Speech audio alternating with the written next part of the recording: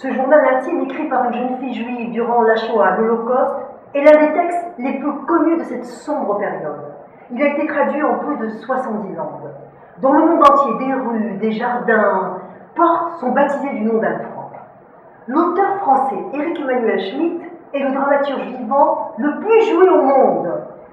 Quant à Lorraine Pintal, metteur en scène, elle est à la tête du Théâtre du Nouveau Monde à Montréal, le plus grand théâtre de cette belle province du Québec.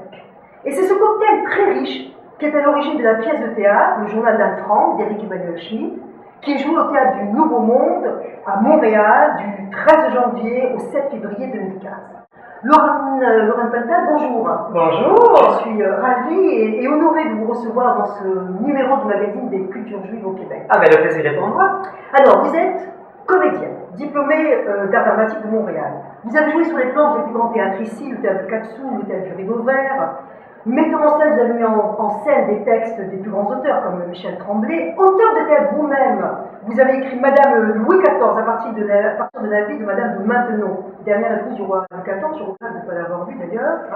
Je le reprendrai dans ma Très bien. Animatrice, vous avez été aussi animatrice pour Radio-Canada, la télévision, d'une émission littéraire. Oui, vous m'en lirez tant. Très beau titre. Réactrice de télévision, vous avez par exemple adapté pour la scène Tartuffe de Molière et vous êtes présentement directrice artistique et générale de ce théâtre du Nouveau Monde.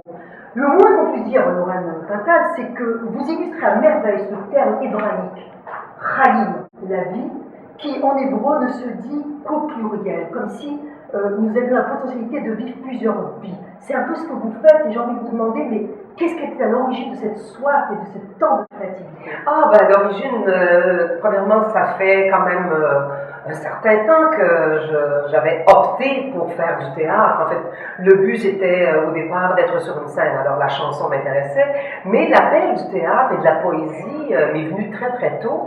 Et donc le conservatoire, c'était un tremplin pour moi dans ma carrière.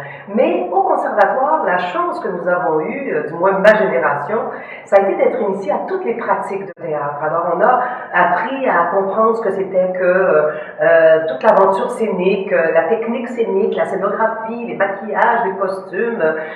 Donc je me suis intéressée à l'aspect de la mise en scène. Et qui dit mise en scène dit un jour la télévision, réalisation télévision, l'auteur, parce qu'on a écrit, j'ai fait de la création collective, et par la suite, on m'a demandé de diriger ce magnifique théâtre LTNM, et je n'ai pas pu refuser parce que le défi était de taille quand même. Vous dormez quand même un peu entre toutes ces créations. Ça vous arrive? Ça m'arrive de dormir, mais je ne suis pas celle qui a le plus besoin de sommeil et qui aime le plus dormir.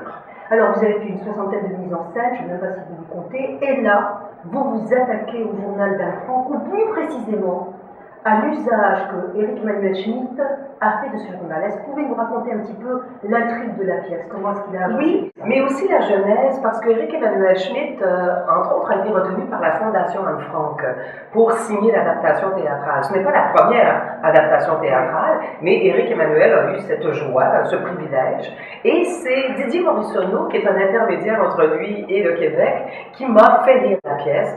Naturellement, je suis comme toutes les jeunes filles de l'époque, j'ai adoré lire le journal d'Anne Frank et je me suis dit qu'un jour, j'allais en faire l'adaptation théâtrale. Et là, ça se présente en 2015, alors qu'on va souligner son 70e anniversaire de décès, ainsi que le 70e anniversaire de la fin de la Deuxième Guerre mondiale. Je trouvais qu'il y avait beaucoup d'anniversaires qui nous poussaient à présenter le journal d'Anne Frank. Mais alors pourquoi, par exemple, qu'est-ce qui vous a séduit dans la pièce d'Éric Emmanuel Schmitt et quelle différence avec tout simplement prendre le journal d'Anne Frank? Oui, le journal est dense, hein? C'est quand même plus je ne sais plus combien de pages, mais il fallait quand même le doigté d'un auteur pour arriver à faire des bons choix. Deux choix importants chez Éric Emmanuel Schmitt. Il a donné la parole à Otto Frank, le père, donc le seul rescapé des camps de la mort. Et c'est Otto qui, en découvrant le journal d'Anne, fait revivre tous les personnages. Et à Anne, il lui a donné le désir de devenir écrivaine, une grande écrivaine. Alors le message final, c'est que la littérature est probablement l'arme la plus puissante pour donner l'espoir aux gens et sauver le monde.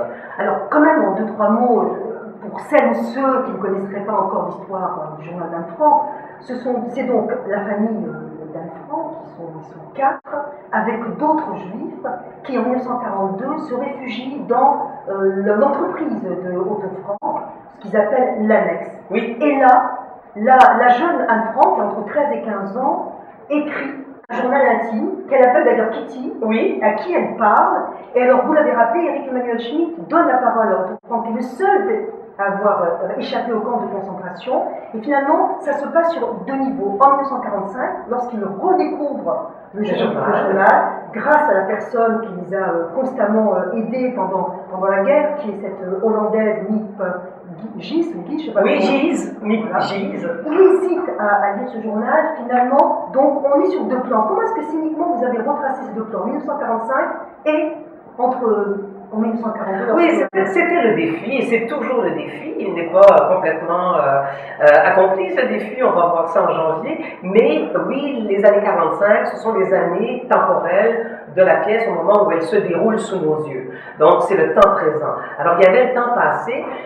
J'ai visité la maison d'Anne Frank à Amsterdam, et il y a cet escalier rouge qui est comme le lien symbolique entre le rez-de-chaussée, qui est la boutique Opekta, mais aussi ce qui se passe dans l'annexe, qui est en hauteur. Alors, nous avons décidé de placer la scénographie à deux niveaux. Le rez-de-chaussée, qui est le bureau d'Opekta, de Otto Frank, mais l'escalier assez symbolique qui mène à cette annexe au deuxième étage, ce qui nous a permis vraiment de travailler à la fois le passé et aussi le présent, qui se projette aussi dans le futur. Parce qu'on a une scène à la fin, dans le camp de transition de Westerbork, où Anne et Otto ont une conversation qui n'a jamais existé et que Éric Emmanuel Schmitt s'est amusé à inventer.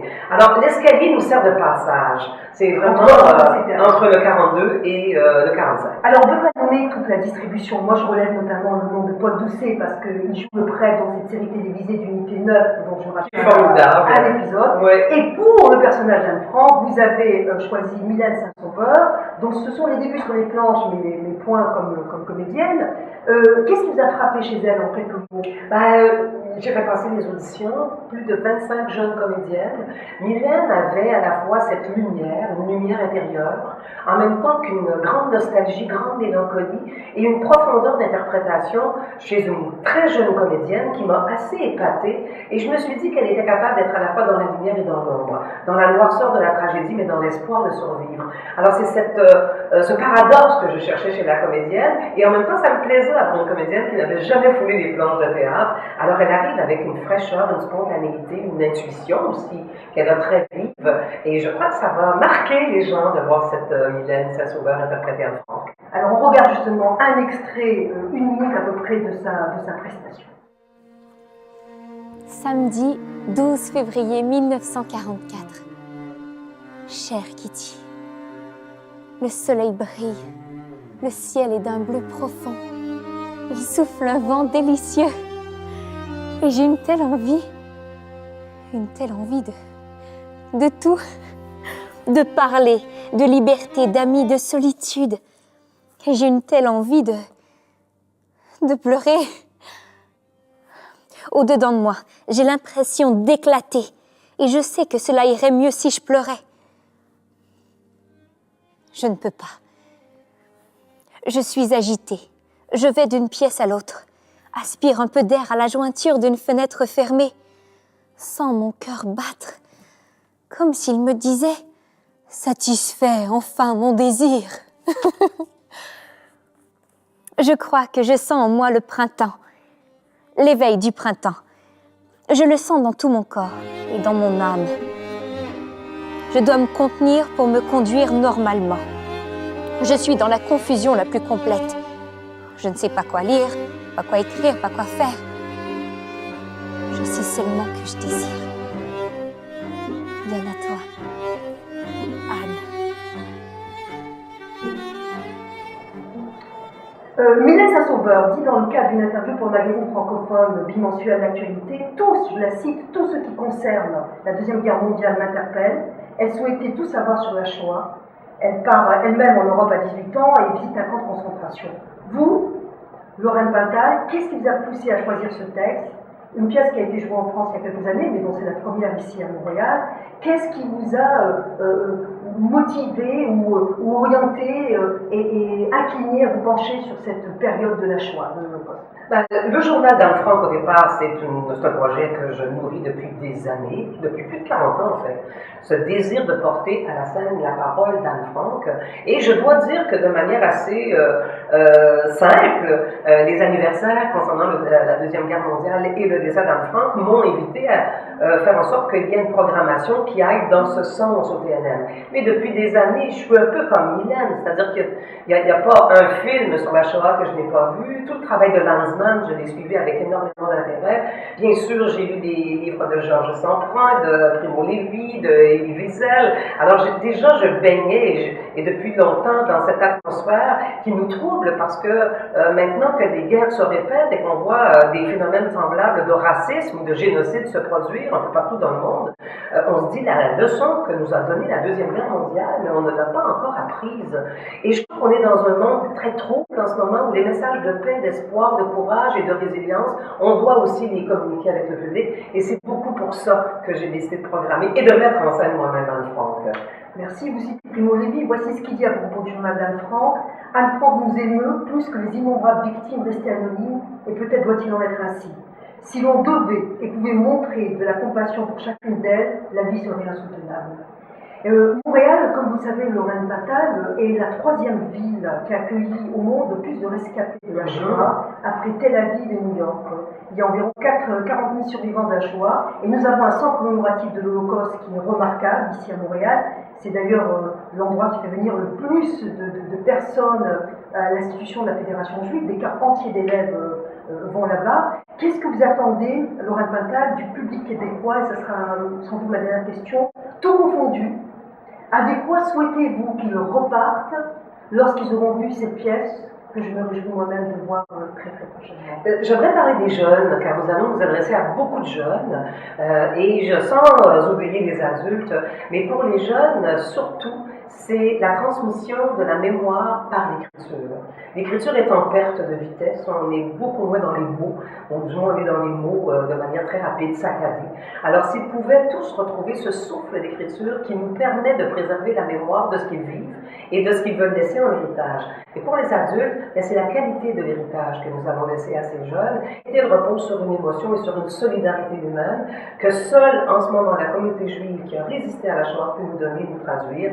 Et j'espère qu'on sera à la hauteur de ces ambitions et de ces liens que l'on pourrait créer aussi entre la communauté francophone et la communauté juive du Québec. Bon, je n'en doute pas, et vraiment je vous remercie infiniment à la fois de votre initiative et de la manière dont vous en parlez. Lorraine Fatal, Théâtre du Nouveau Monde, c'est le journal d'Anne Frank et c'est en janvier à Montréal. Merci beaucoup. Merci.